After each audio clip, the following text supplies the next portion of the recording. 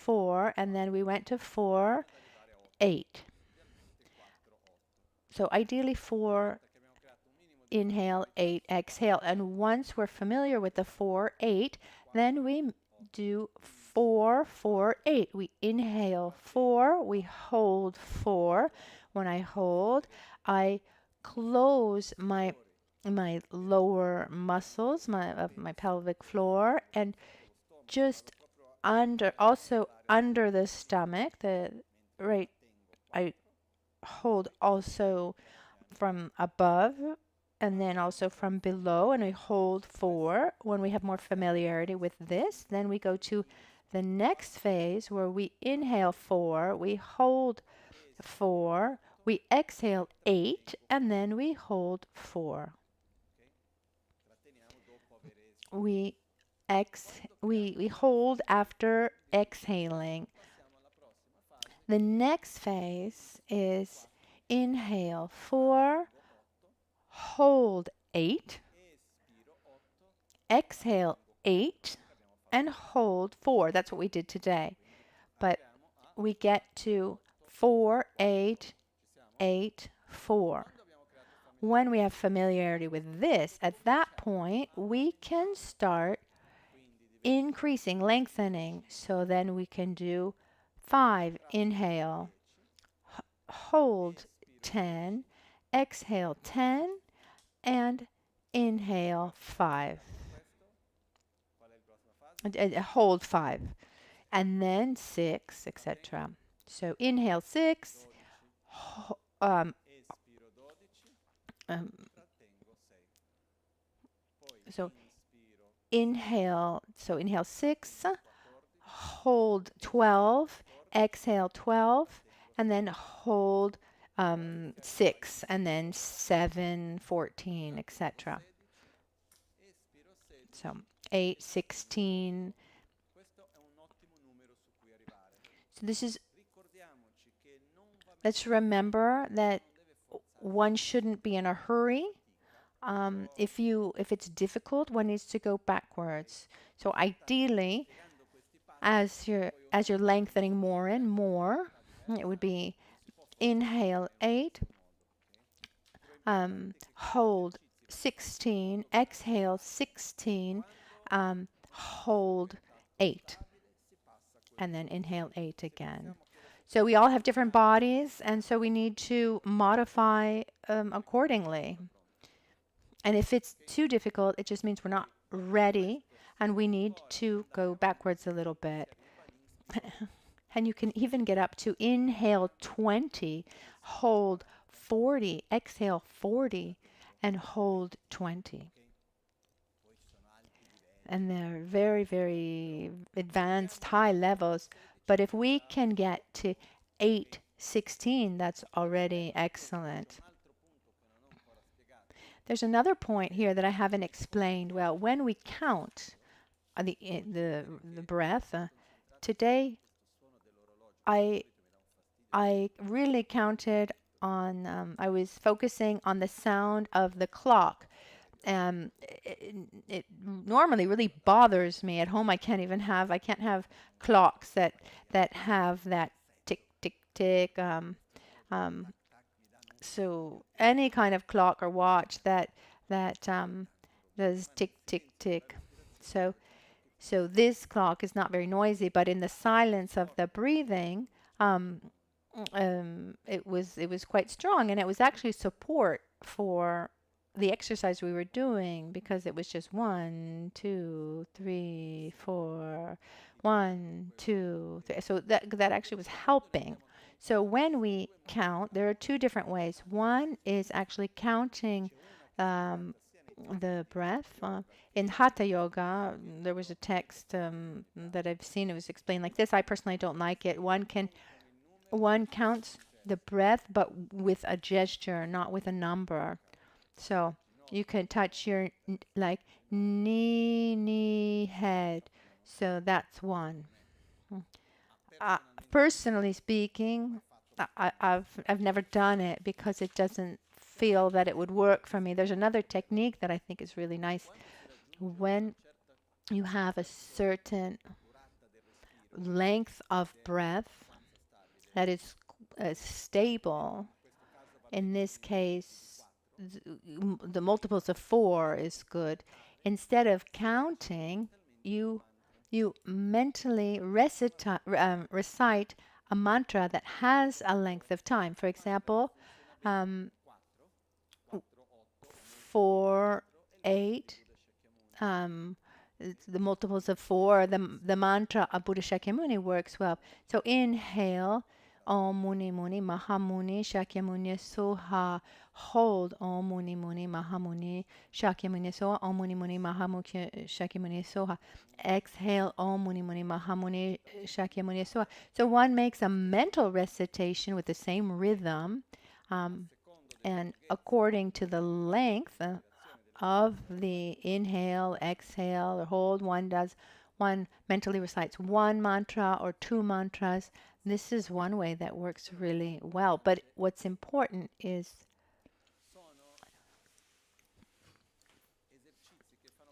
exercises that are part of a gradual process of training. So I invite you to keep constancy. There's a very clear path, little by little. We walk along this path, and once we create more familiarity, then we can use it for many things.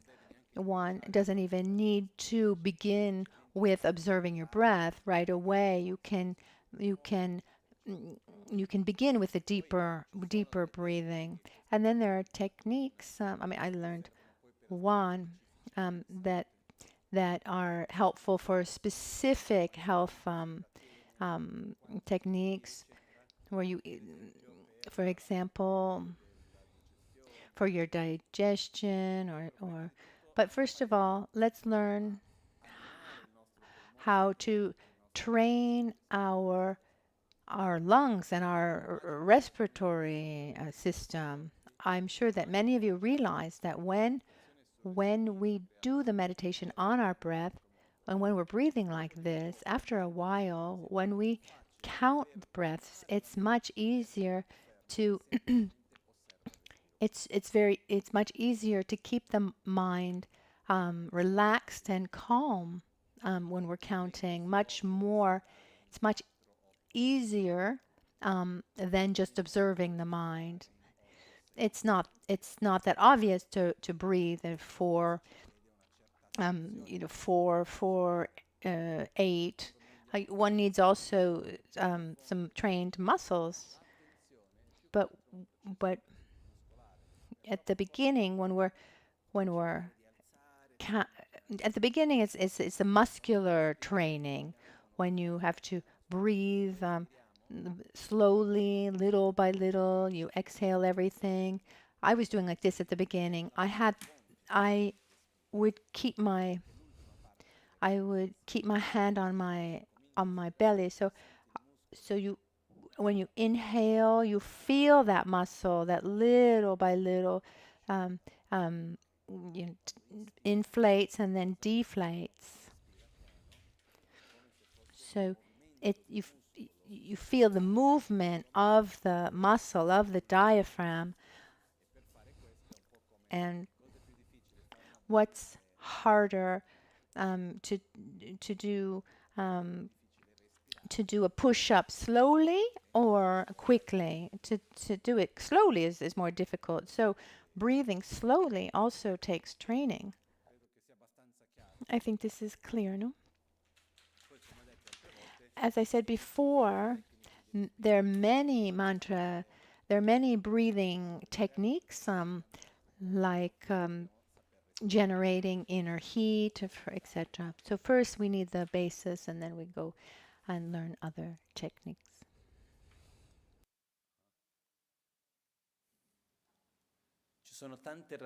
There are many reasons why we train our breath. A deeper breathing naturally brings us to a deeper and more calm states of consciousness. That's the starting point to develop greater concentration, levels of samadhi, absolutely essential for meditation. And within the Vajrayana path and Tantra, in the completion stage practices, the meditations come mostly within the central channel when we're holding air little by little, it becomes longer and longer. So these spaces, let's say, allow for the so-called absorption. So gradually, when we're being able to breathe more deeply and hold air correctly, that's why we call it the vase breathing, what we're doing, and then it becomes extremely important. Even if you wanted to learn Truko Yoga, for example, the first step to do Truko Yoga correctly, one needs to know how to do vase breathing correctly. And to do that, we need to learn how to breathe in 4 phases. It's a gradual process. Now, let's get to what I wanted to talk about.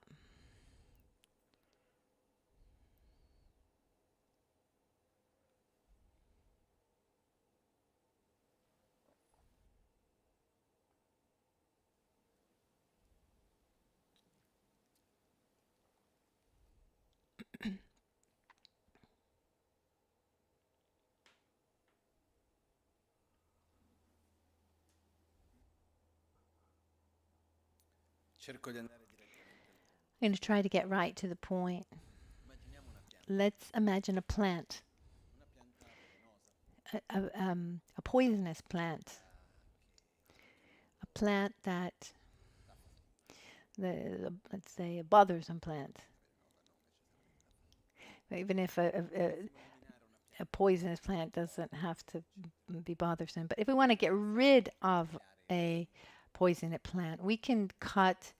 If it's a tree, we can cut the branches, the trunk, but if as long as we don't get rid of the roots, it will regrow. There are actually certain types of plants that you just need a tiny bit of root for that plant to grow back. In this area, there's one plant that is um, that grows very quickly. They say it comes from Japan, and you just need a tiny piece of root, and then it infests everywhere.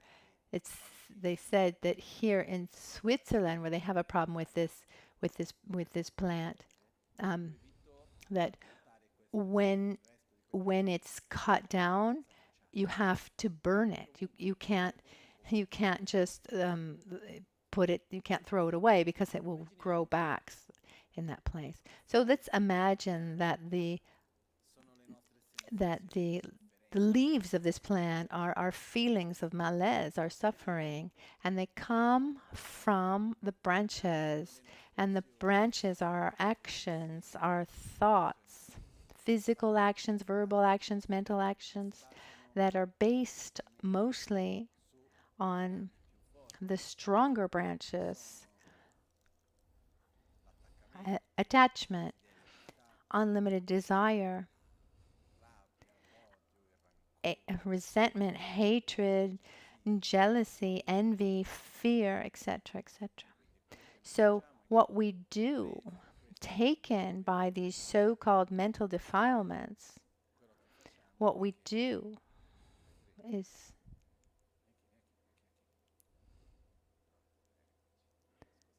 sorry.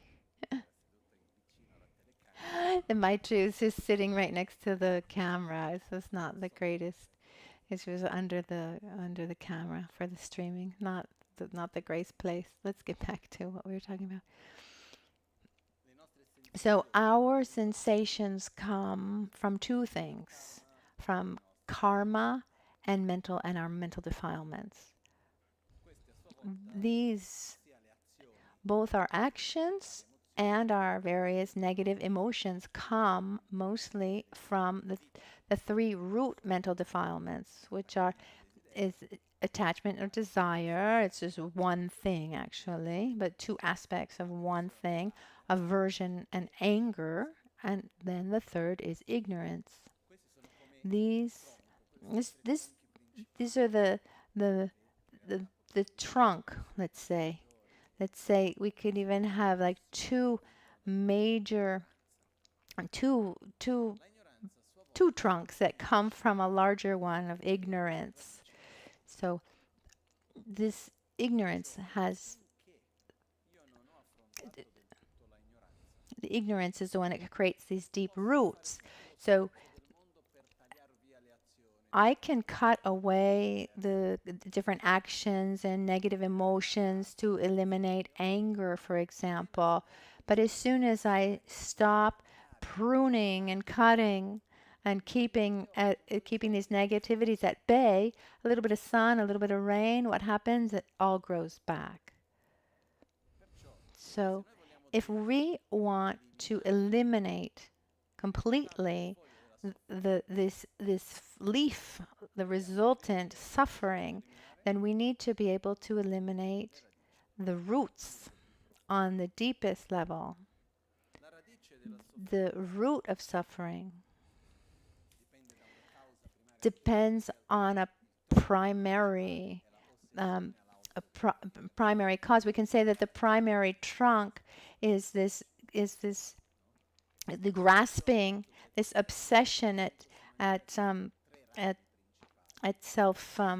at grasping at self, and then this obsession, and then there's also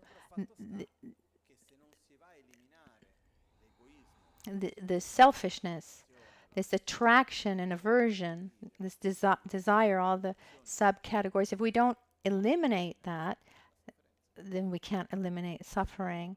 We can't obtain and sustain peace and joy if we're taken by these mental defilements like anger and envy, etc. On the other side, to eliminate selfishness, we need to eliminate the root of ignorance. There are two types of ignorance. There's the ignorance of not knowing and the ignorance of knowing erroneously. Ignorance in Sanskrit is said avidya. A is a negation and vid is to see. So literally means to not see. I can not see in the sense that I see something wrongly. I see, but I think it's different, so I'm seeing something else, or maybe I have no idea about anything. I can be completely in the dark about something. So we have both types of ignorance, unfortunately, but the one about not seeing has to do mostly with the fact that we're not able to make a connection between the past, present, and future. In other words, when I'm experiencing something in the present moment, I'm not able to connect to a past action, that past action that actually created that present moment. And in the present, we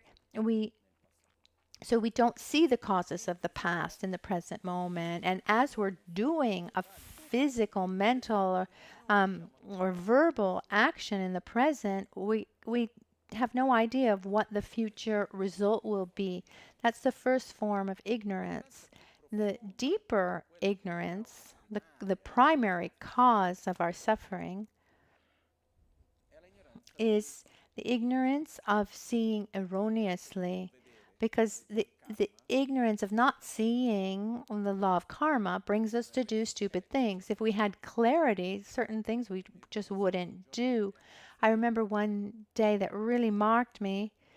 It was the 7th of July. I was here, and the whole ceiling of the temple just came crashing down. It had been set badly, and it was about 1 o'clock in the morning. The next day I was here, everybody cleaning, a total chaos. And it was one of the most important days of the year. We had many, many guests from all over the world. There were so many people. everyone was here cleaning, and I remember someone who came in. I was here, I was cleaning, and they saw the ceiling on the ground, and they said, "How horrible!" And I was very clear in my thinking. I said, "This is nothing." If one had the ability to see the results that the results that come from hatred, anger, you'll see that it's much, much worse. This is a ceiling that came down. What does that mean? Money and time. And actually, we actually did it work that's even better than before. They weren't as bright before. And then I had uh, the job that we did redoing the ceiling is much, much better. The old screws could hold not even 70 kilos, and instead these can hold over 1,000 kilos.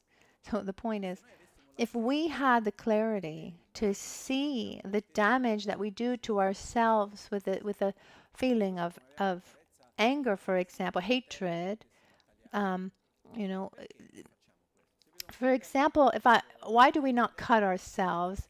If I give you a knife, I say, cut yourself, or you'll say, no, you'll say, no. Why not? Because we know what the result would be. I mean, if we had no idea how that would be, what result that would bring, maybe we wouldn't mind. But if we were clear, if we had this clarity about what results that anger and hatred, what that would bring, we would never do it. We do it because we are really not conscious of what the results are. It's it's it's not that you go and you hit your head against the wall and then I say, okay, now do it again. No, of course not. I mean, you know how much it hurts. If we had this understanding of cause and result, in like we have with physical actions, many things we would not do. So this is one of the ignorances. This ignorance about the law of karma, because we end up doing stupid things because we're not able to connect the cause with a result and the result with the cause. And when we live a result, often we project the cause, which is nothing other than a condition. Like it rains and then the plant sprouts. So what's the cause? The rain or the seed under the soil? The rain is a condition, because if it rains, but there's no seed, there's no plant that's going to grow. The second type of ignorance, which is the actual root, the fundamental, primary root of our suffering, is seeing things erroneously, that exists in each one of us on a non-conceptual level. Maybe it can also be conceptual, but mostly spontaneous. Some even say that it exists on a sensorial level. It's this ignorance that when we perceive anything, an object of any one of our five senses, when we come into contact with any object, this object appears to us as if it existed in an autonomous, independent, solid, objective way. In other words, we use the expression intrinsic existence, as if it existed intrinsically. Think about anything. This image here on my left of Kyabchen Chichen Dorje Chung, the master of Lama Ganchen. So that painting is there. What do we have to do with the painting? It's there. I mean, I elaborated the image, but really, in this moment, I mean, does it have an independent existence, or does it appear based on the observer. How does it appear to us? Even let's look at our own hands or the sound of the singing bowl. As we hear the sound of the singing bowl, it appears to us as being an interdependent phenomenon in the vibration of the air that is perceived, that sound is perceived by us. We try to understand what it is, and then we give it a name, etc. Or is there just there's sound? There's that sound. There's sound. Everything that appears to us appears as if it existed autonomously, independently, objectively, as if it was intrinsically existent as it appears. This view, this grasping at existence as if it were autonomous, independent, intrinsic, it creates a way of perceiving reality, not just wrong, but disconnected. I'm here and you're there. That is this, that is that. Everything exists separately and disconnected from everything else. And among the various things, one of the things that we see is we see ourselves, the I. We perceive our own being as being something autonomous, independent, objective, solid, separate from everything else. And we see every object that we interact with as if it were something objective, independent. But it's interesting, by seeing every phenomenon as existing independently, it creates actually a dependence. How? To be well, I need that. To not suffer, I need to avoid that. Because this is the cause of my happiness. This is the cause of my suffering. This is one aspect. Another aspect is this perception where everything exists in a separate, autonomous, independent way. When we live this shows up, this distance between us and everything. This manifests in this obsession with self-gratification. I mean, we are the most important thing that has ever existed in the universe and that will ever exist. Without a shadow of a doubt. I remember once I was reading something and it talked about the humanism, like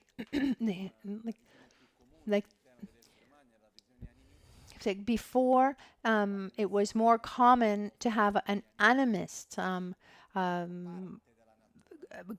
credence, that we are part of nature. And instead, for an animist view of the world, a human being, a tree, an ant. So, we're all living beings. And then this humanistic idea came round that said that being a human being, that everything is at the service of human beings. Nothing means anything if it's not beneficial,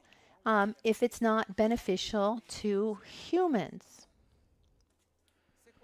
If something exists and it's negative for people, for human beings, then it's something that is not worthy at all. That shouldn't. I mean, that it's terrible. It's from my personal way of seeing it, it is really terrible. Because with this view, we're hurting ourselves. And it's interesting to see because when we talk about, why should we take care of the environment, for example, because otherwise, if we don't, we're going to hurt ourselves, not because, oh, also the whales or fish, they're important because they have their own dignity and life, and they're important. I mean, why should I be worth more than them? The only reason why I'm worth more than they are is because I'm worth more than you. I'm have this I'm really driven by this obsession for self-gratification. There's no other explanation as to why a human being would be more worthy than an ant. So, why do we need to take care of the environment? Because otherwise it's expensive, we get sick. Um, so everything becomes meaningful um, when it's when it's connected or it's in function or can support human beings. But this is already another idea. This idea of being disconnected, this takes us naturally to see things like that. So let me explain myself better. Has it ever happened that you've seen someone and you've judged that person using um, your own ways of measurement, let's say? Of course, because otherwise, how can you? Um,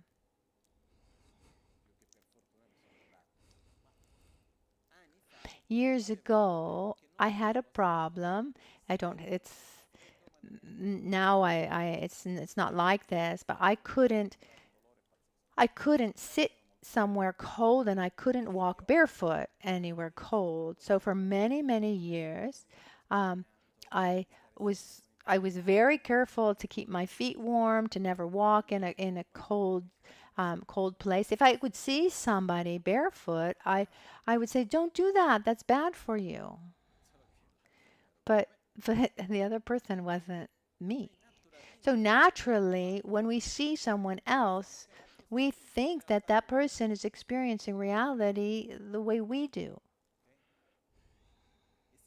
And if the other doesn't see reality the way we do, that person's wrong, hasn't understood anything. So when the whale doesn't say hello to us, then it can't speak. It's just not right. And now and then we discover that whales communicate, etc. What's incredible actually in that is that we're so ignorant to think, that if it's not like the way we live things, then it just can't exist. Beautiful to understand and understand these things. But what I want to say is that when something goes beyond what we understand, for us it's wrong. And the reason why it's like this is because when we see something, when we perceive something, regardless of what it is, we're perceiving that thing through through many, many innumerable interactions. So the way I see things is the result of my being, my predispositions, my physical state of being, my mental state of being. Um, it's a lengthy list of reasons. And when you perceive, then you have all of your filters. And it's not said that, and we don't know. You know, it's not that your way is correct and mine is wrong. I mean, when we see something, we choose one possibility for that being, for that object to be. I take this object, what is it? It's a singing bowl, but I could live it as being many other different things. The mistake that we make at the basis is when I perceive something, I attribute a meaning to it. I choose one among many possibilities. I give a reality to that object, but instead of saying, this is the perception that I have, we think that that perception is reality. And if you perceive it in a similar way or the same, then you're right. If you perceive it in a different way, you're wrong. What I what I see is what I perceive is not what I see. It's reality. And over time, this creates attraction, aversion, selfishness. At the basis of all of our mental developments, there's this grasping at intrinsic existence. And the only way to eliminate from the root, eliminate our mental defilements, is to eliminate this grasping at the appearance of intrinsic existence as being real, and then gradually, um, um, eliminate the appearance. If you can eliminate if you can eliminate completely, so first we want to eliminate the grasping at the appearance, and then eventually eliminate the appearance of intrinsic of its the, uh, appearance itself, and then one would become a Buddha. So, as we said before, it's impossible to have two thoughts that are directly opposite at the same time on the same object. So, if I don't want to see something in a certain way, I need to see it in its directly opposite way. This is the only way we have to eliminate. So ignorance, is it an affirmation or is it a negation? Ignorance says appearance is real. Someone appears, and we're not saying that appearance is false, we're living a dream. No, it's there, but it appears to us in an independent, intrinsic, autonomous way. I play the singing bowl. One hears this sound, it appears in an independent, autonomous way. And what do we do with that? Do we say this appearance of being autonomous, independent, do we say it's true or wrong or false? We say it's true. It's an affirmation. Our ignorance is an affirmation. To generate a mental state that is directly opposite an affirmation, I need to generate a negation of the same. So in the case of the sound of the singing bowl, ignorance says the sound of the singing bowl exists as it appears in an autonomous, independent, intrinsic way. It is like this. Wisdom in this case would be the sound of the singing bowl does not exist, does not exist in an intrinsic, autonomous way. We need to negate directly what ignorance affirms. To negate this, I need to understand why. I need to be able to understand, take that affirmation and understand how crazy that affirmation is.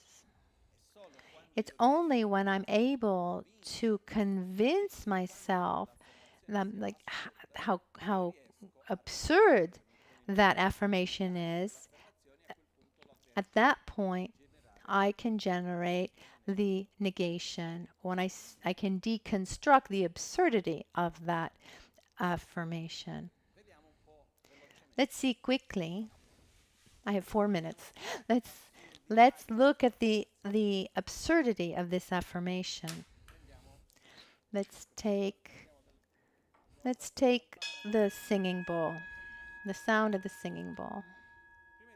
First of all, the sound that we hear exists in an interdependent way. It depends on causes and conditions.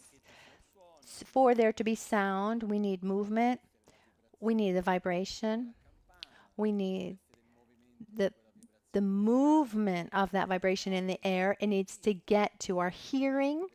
Our hearing needs to have the ability to perceive that vibration, and then our auditive cognition needs to perceive it, and then there's a mind that looks for that sound. It says, okay, that is a sound. That is a sound of a singing bowl. That so, and then we're looking. Okay, Lama rang the singing bowl. Is playing the singing bowl. So that sound appears in a solid way. It doesn't exist without all of these other factors. It's interdependent. So but where does the sound begin and end? It's interesting to see that it's a flow, because the sound of the singing bowl didn't begin when it touched our hearing. But so, I hear the sound, but you go backwards. I mean, let's do a little rewind. Then that vibration goes back to the singing bowl. And then even before, there's actually the movement of my arm with, before singing it, or even the intention in my mind, that impulse, that gave to the, from the nervous system to the arm. I mean, we can just go backwards and backwards and backwards in infinite.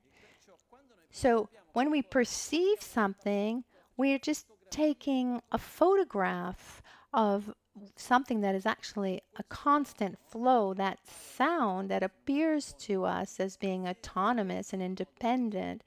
If it existed like that, then it couldn't depend on causes and conditions, this flow. Actually, it's in total opposition to the fact that it is independent and autonomous. Something that exists independently means that it doesn't interact with anything else. So the fact that the sound depends on a constant flow of causes and condition already shows that it can't be an autonomously existing object. If it existed independently, then it couldn't depend on parts. It would be one solid part, one solid thing, but it's made up of many different parts. The vibrations, the various vibrations, then our own hearing, our own consciousness, different things that compose, that make up this experience of sound. And then last but not least, sound doesn't exist beyond the perception of sound. If you didn't have the auditive consciousness, if one closes, if you close your ears well, and I play the singing bowl, and you don't hear that sound of the singing bowl, does it exist for you or not? Maybe you have a tactile sensation of the vibrations through the air, but the actual sound is the result of sensory object, sense power, and sense consciousness, to which a meaning is given. External reality exists, but it doesn't exist independently from an inner reality. So reality in general exists, but there's not one great reality that each one perceives. What exists is an infinite number of individual realities that come together and create reality. We could spend hours and hours discussing this. But the point is, when I say sound exists in reciprocal dependence between or among sense object and sense consciousness, that perceives the sound.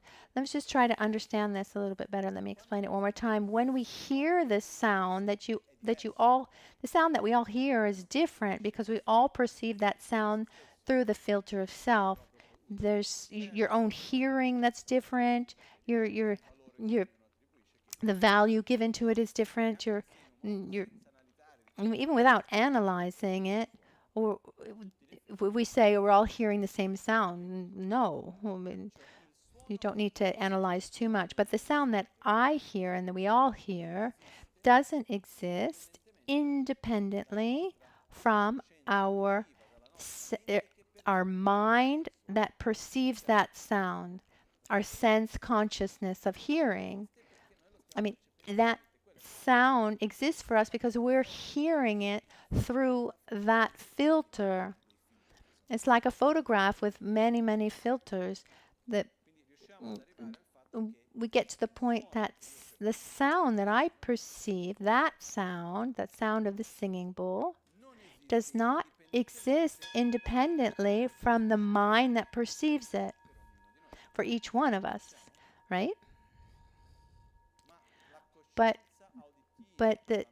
the mind that perceives the sound of the singing bowl, can it exist without the sound of the singing bowl? Can we generate the mind that perceives the sound of the singing bowl without playing the singing bowl? We can have a memory, and at that point, our object of perception is not the sound of the singing bowl, it's the memory of the sound of the singing bowl. So it's a mental consciousness that is connecting to a memory. But in this present moment, without the sensory object and the vibration in the air and the sound of the singing bowl, can we generate the mind that perceives the sound of the singing bowl? No. In other words, without sound, there's no consciousness that perceives it. Without the consciousness that perceives it, there's no sound. So the sound that is perceived and the mind that perceives it, they are mutually dependent. I exist.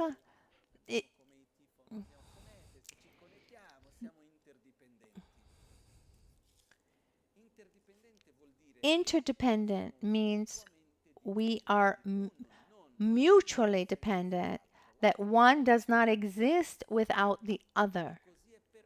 And it's like that for everything. Everything that exists exclusively in the context of its relationship with everything else. Nothing exists independently. There's only interdependence.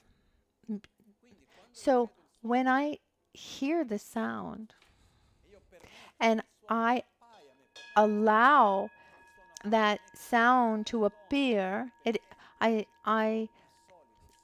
something there. It's solid, it's independent. Then I ask myself, does it depend on causes and conditions? Yes. Does it depend on its own parts to exist? Yes. Is it mutually dependent, the observer and the object? With also, for example, it needs many conditions like air. So it's interdependent on all levels. But if it's interdependent, it depends on causes and conditions, etc. Can it exist in an autonomous, objective way, the way it appears to me? No. So, sound lacks autonomous, independent existence. It doesn't exist as such. So, when you're able to get to that conclusion and remain in that state on a deeper level, familiarize oneself with the lack of intrinsic existence, which could be an analysis based on any object. Here we're talking about the sound of a singing bowl. when one generates that sound, that conclusion of emptiness, when you generate the negation of intrinsic existence, then you see that the affirmation of ignorance cannot exist together with the negation of wisdom. So when we do this, first we do this experience, first this realization is first conceptual, then we bring it to a non-conceptual level, from a gross level to a subtle level to a very subtle level. And the tool that takes, it's bliss actually, that will take this experience to a more subtle level. That's why we talk about the union of bliss and emptiness, because when you're able to take this experience of the lack of inherent existence to a subtle level, and then a very subtle level, when this experience arises,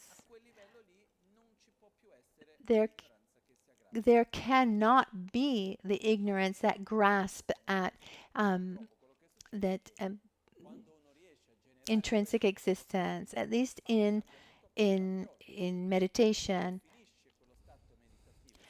When that meditation, that perception finishes, the imprints are still there. So after a while, it reappears. This ignorance reappears. It needs to be repeated again and again and again, so that imprint can be completely eliminated. If you're able to generate that state on a very subtle level, then that's the actual imprint, imprint.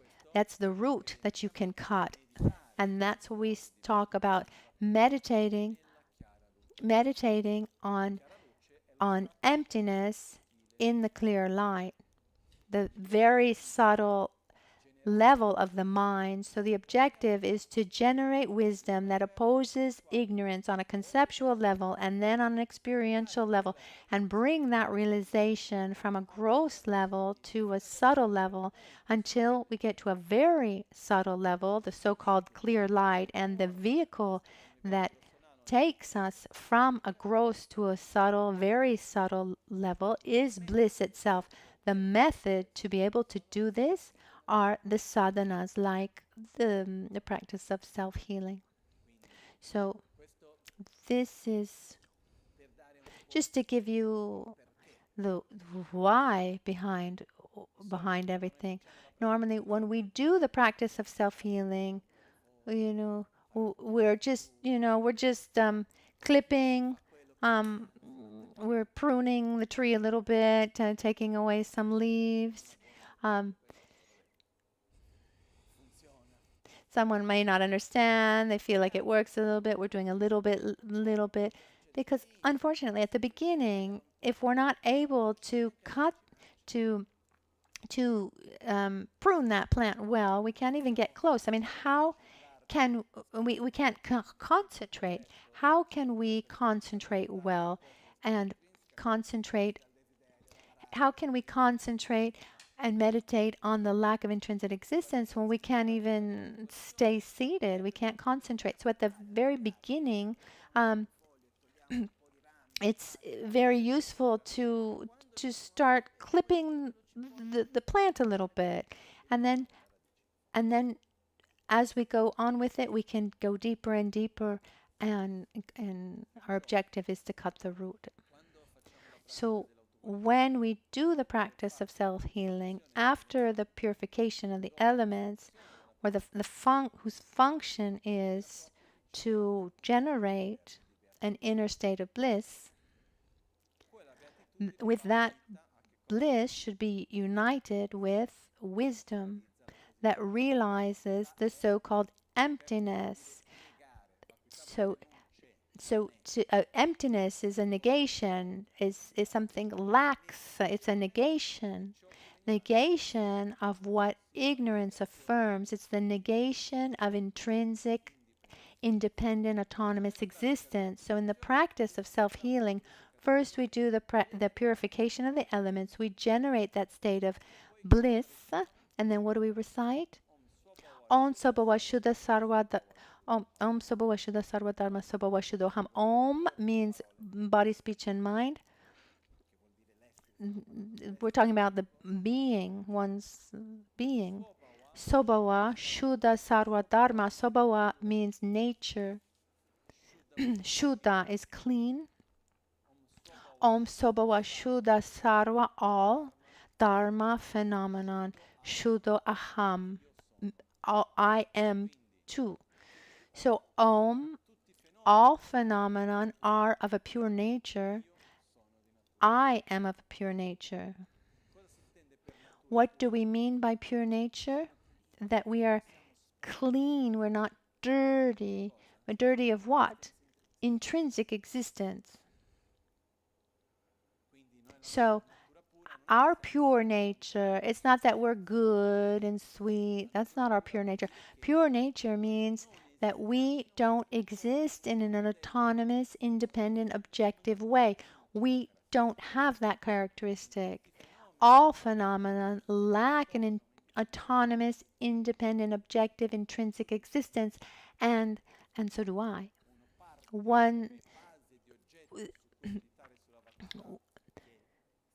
So one starts with oneself as the object on which to meditate for the lack of inherent existence.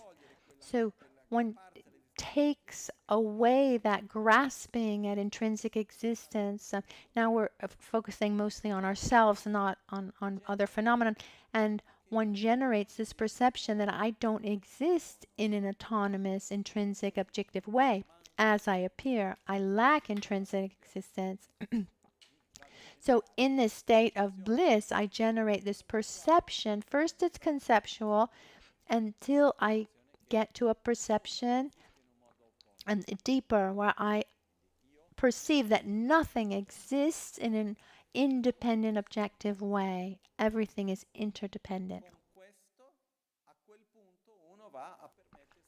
With this, one, in this state of union between bliss and emptiness, one enters into dissolution where we say everything dissolves into light. So to bring that union of bliss and emptiness to a deeper level, that's already the next spark. And then one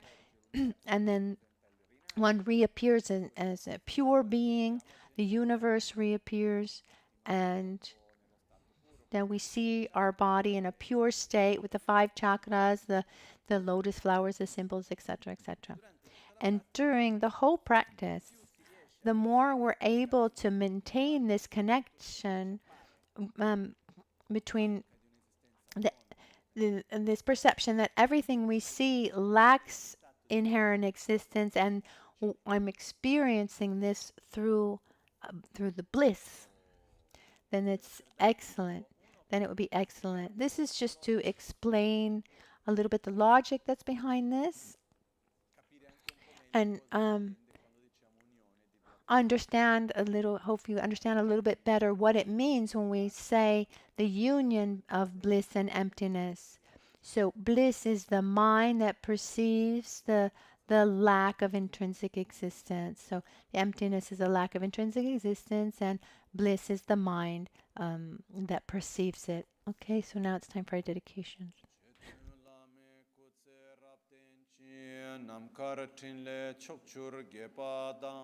Losan tempe dreme sasumgi drove munsela takto negurchi kewa kuntu yanda lamadan drame chiki pela longche ching sada lamgi yente rabzo ne dorche changi kopa nyurtobisho nimo dele tsendele nime kuyan delekshin Ninsen takto delekpe kuncho sumki chingi lop kuncho sumki ngodrubut sol kuncho sumki trashisho.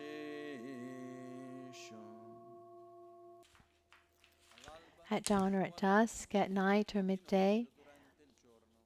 May the three jewels grant us their blessings. May they help us to obtain all realizations and sprinkle the path of our lives with various signs of auspiciousness. Dawn or dusk, at night or midday. May the three jewels grant us their blessings.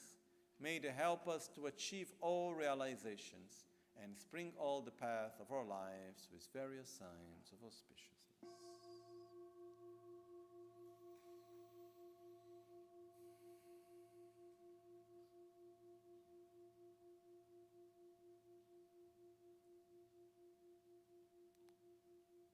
Grazie a tutti. Thank you, everyone. And we'll see each other. We'll see you tomorrow morning at 7 o'clock in 11 hours and 40 minutes.